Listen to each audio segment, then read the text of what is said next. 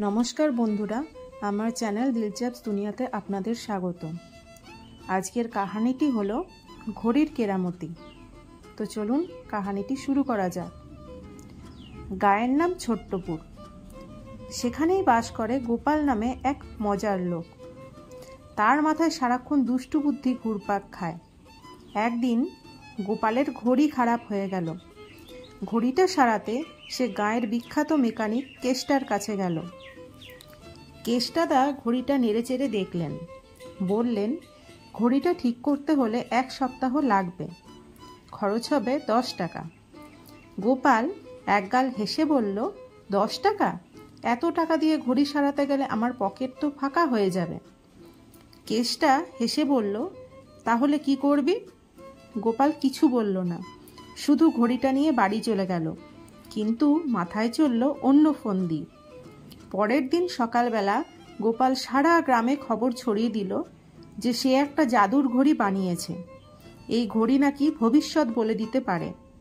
গ্রামে এমন খবর শুনে সবাই হইচই করে গোপালের বাড়ির দিকে ছুটে গেল। গোপাল একটা চাদর দিয়ে ঘড়িটা ঢেকে রেখেছে। গম্ভীর মুখে বলল, এই জাদুর ঘড়ি দিয়ে তোমরা তোমাদের ভবিষ্যৎ জানতে পারবে, তবে প্রতিবার জানতে 1 টাকা দিতে হবে। গ্রামের লোকজন তো উৎসাহী, তারা একের পর এক গোপালের ঘরে টাকা জমা দিতে লাগলো। গোপাল চাদর খুলে ঘড়ি বের করে মাঝে মাঝে মুখ গম্ভীর করে কিছু বলতে শুরু করলো, যেমন তোমার ভাগ্যে প্রচুর ধনসম্পদ আছে, তোমার কাজের জায়গায় উন্নতি হবে, তোমার বিয়ে ঠিক হয়ে যাবে, ইত্যাদি ইত্যাদি। সবাই খুব খুশি। কেউই বুঝতে পারল না যে গোপালের ঘড়িটা আসলে খারাপ আর তার কথাগুলো পুরোপুরি বানানো।